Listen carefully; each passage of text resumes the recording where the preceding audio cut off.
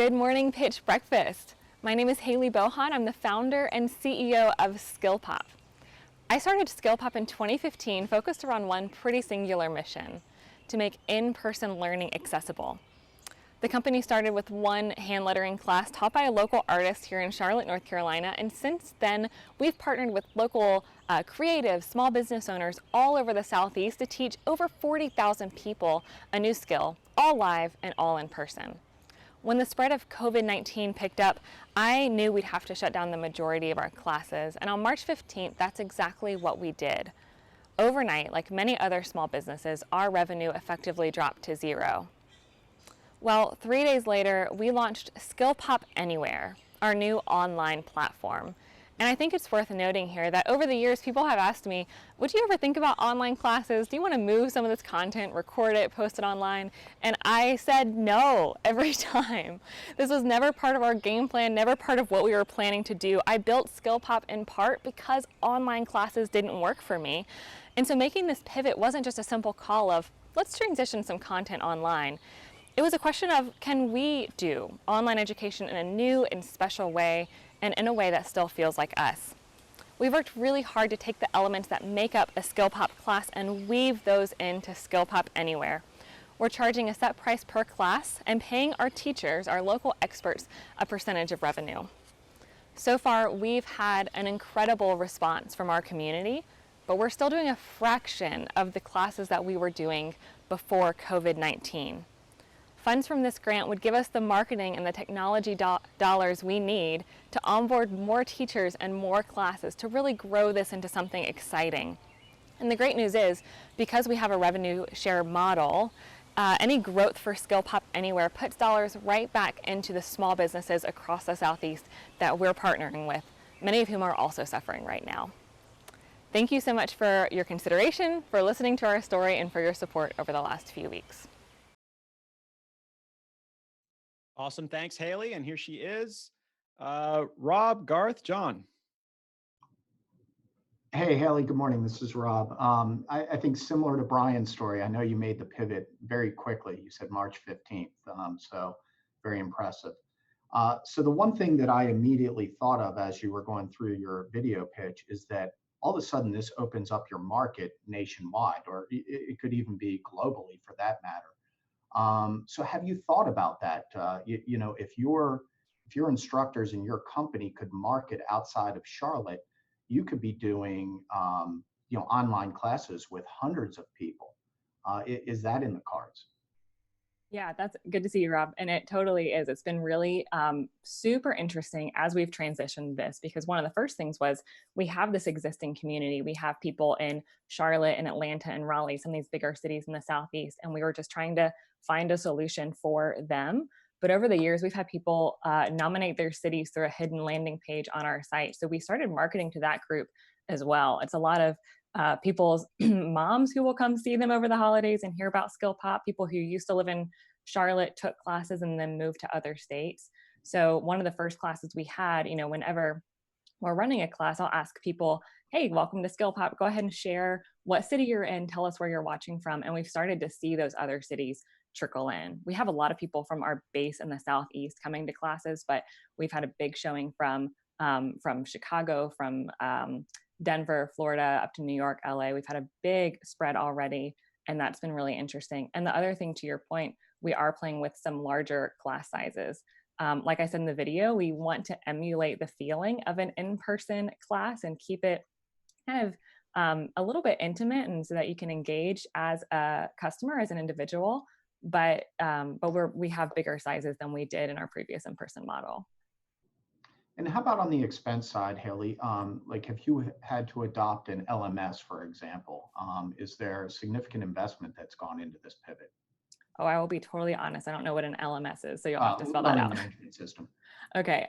We have used our existing site to list all of our classes and to handle all of the communication. So there's a little bit of just shoehorning a new product into what our old product was, and we've been making some tweaks there. But other than that, we are just using a couple of video platforms, a few things on Zoom.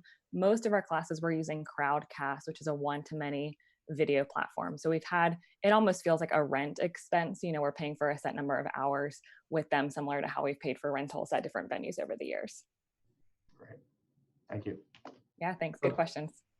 So following up on Rob's first question, you now have a much bigger opportunity, and you've also now have a much larger set of competitors who are doing online classes. So how are you going to set yourself apart and, wiggle into that space? Yeah, John, I was really hoping someone would ask that. So I'm so glad you did. I owe you one. There's a couple things. So first, when I say I have never considered online learning before, part of it is because it is a crowded landscape. You can learn a lot of things on YouTube.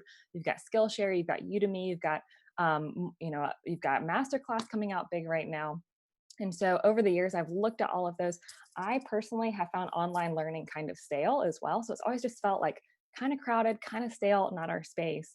As we have started playing in this space, our team really spent some intentional time over the last 4 weeks taking online classes from other competitors. And the thing that stood out to me the most is that there's not anyone doing live online classes. There's a lot of great pre-recorded content out there. So let's say you want to learn interior design, you can find a class on Masterclass. You can find Skillshare courses, some tutorials on YouTube. The thing I always missed as a student is I wanted that feel of being able to say, hey, can you show me that one more time? Or I don't totally get that concept. Can you tell me more about it? The current online classes really don't provide that. What we are doing is we are doing live classes. So if you take an interior design class with us, you're logging in at 7 p.m. Eastern time.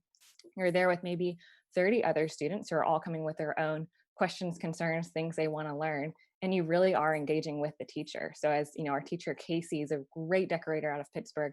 As she's talking about how to balance the furniture in your room or how to pick a color palette, you can say like, hey, I have a really hard time picking bold colors, or I have this weird nook, and you can get that engagement with her, and that that community feel that we've had in our in-person classes. So that is the main thing that we're doing differently right now, and that we're just trying to lean into how to keep these engaging. The other thing I just want to touch on is that when we were going really hard after in-person classes, one of the things that I researched about online classes is engagement, is completion rates. Historically, online classes do not have great completion rates. You start them, you get bored, you lose interest, you don't finish them.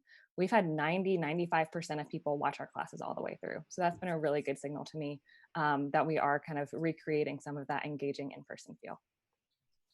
Go ahead, Garth. Thanks, Haley. I just got a couple of questions. The first one is around how are you able to kind of pivot your old? How did you get new customers? How did you get new folks? What was your sort of cost per acquisition? You mentioned sort of word of mouth, and how does that translate in now that you're going online? Yeah, so what we've focused on in the last 8 weeks is really just marketing to our existing user base. We do a lot of email marketing and a lot of social media. So in email, for years, we have always driven people towards our newsletters and said, we will release new classes and send them to email subscribers first. So we have really pushed that. So when SkillPop Anywhere came into play, that's the first thing we did, is email our 30,000 subscribers in all of our cities, and just have been talking to them about what we're doing here.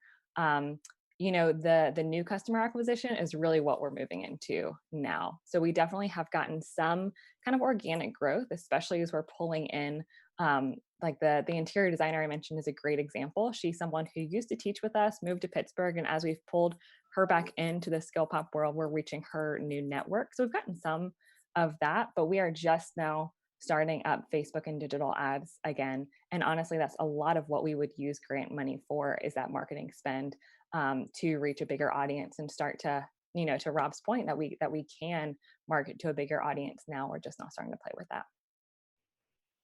Okay, that's a good answer. My second question was, will you have to take on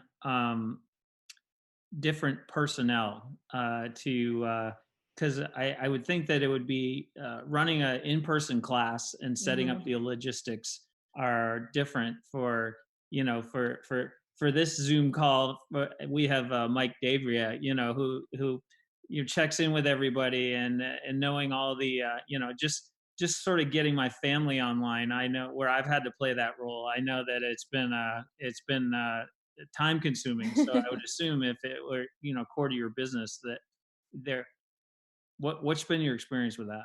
Yeah, it's funny, like every entrepreneur, I think you just wear many hats when you're the founder. So I found myself doing a little bit of a tech support role. That's not historically what I do at all. Hmm. And in our original video, I talked some about how we were an in-person events company. Now we're a video production company. That is a really big difference. As far as new personnel, we have the way we're structured at SkillPop. I have a very lean full-time team. There's just 4 of us working on the business full-time. When we were running in-person classes, we had about 30 part-time staff who, this was their side hustle. They were kind of our front of house, would check people in at classes, would assist the teachers, that kind of thing. We have been transitioning that role into a class host role.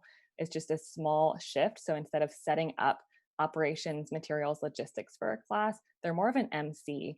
So we're not onboarding a lot of tech support, but we are onboarding more of like on-air personalities, kind of, to give, just going back to making this interactive, to give an extra voice to the classroom. So that's what that's looked like so far. Cool. Thanks. All right, I think that covers it for questions. We're at time. There were a couple questions and comments in the chat, Haley. So if you want to check those out, get back to them there. Panel, thank you guys all so much. And a big thank you to all of the companies for submitting your videos and for presenting. Big virtual applause for everybody.